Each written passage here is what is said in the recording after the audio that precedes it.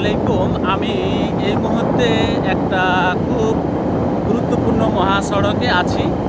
এই সড়কটি সম্পর্কে আমি আপনাকে কিছুটা বলতে চাই। এটি বাংলাদেশের একটি অন্যতম সড়ক।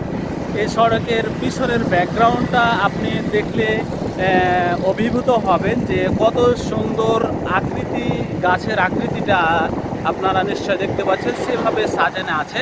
এটি গণপ্রজাতি বাংলাদেশ সরকারের সড়ক ও জলপথ অধিদপ্তরের মাধ্যমে হয়ে আছে। তবে এলাকার মানুষের কিছু মানে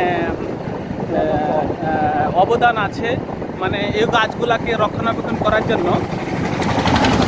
তাই এলাকার কিছু সদস্য সংগ্রহ করে তাদেরকে কিন্তু দায়িত্ব দেওয়া আছে এই গাছগুলা কীভাবে পরিচর্যা করতে হয়, কীভাবে কী করতে হয়, বা প্রথম রোপণ করার সময় এই সদস্যগুলোর মাধ্যমে এই গাছগুলাকে সেভাবে হাঁটি হাঁটি পা করে ছোট বাচ্চাদের যেভাবে লালন পালন করে বড় করে, সেই অনুরূপভাবে এই রাস্তার পাশে যখন গাছগুলো লাগানো হয় সেই রাস্তার গাছগুলোকে সেভাবে পরিচর্যা করে সেগুলোকে কিন্তু মানে বড় করা হয়েছে। এখন বর্তমানে এই গাছগুলা কতটা বড় হয়েছে এবং কতটা তাৎপর্যপূর্ণভাবে মনোমুগ্ধকর পরিবেশ সৃষ্টি হয়েছে, রাস্তার যে একটা মানে আলোকিত একটা বিষয় আছে, সেই বিষয়টা কিন্তু গাছের মাধ্যমে আলোকিত হয়, রাস্তার দুই ধারের গাছের মাধ্যমে।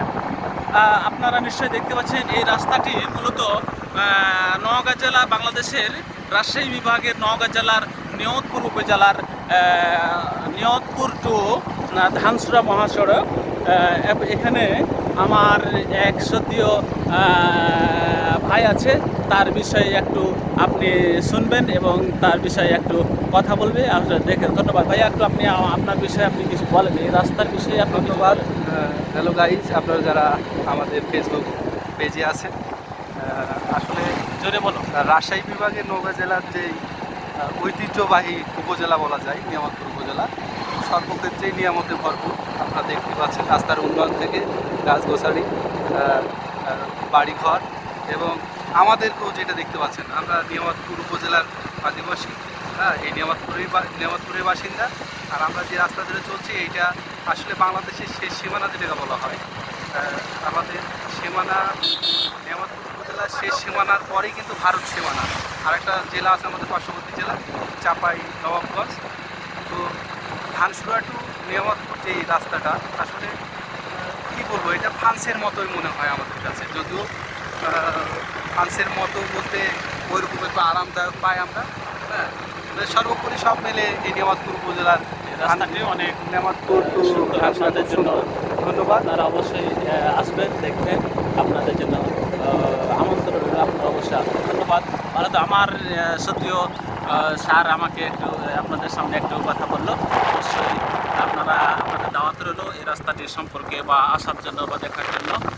যারা এখানকার মানুষ তারা হয়তো বা মূল্যায়ন করে না, কিন্তু আপনারা যারা বাইরের মানুষ আছেন অবশ্যই এটা মূল্যায়ন করবেন। ধন্যবাদ। ভালো থাকবেন। ভালো লাগলে আপনি লাইক, কমেন্ট, শেয়ার করবেন এবং অন্যকে দেখার সুযোগ করবেন।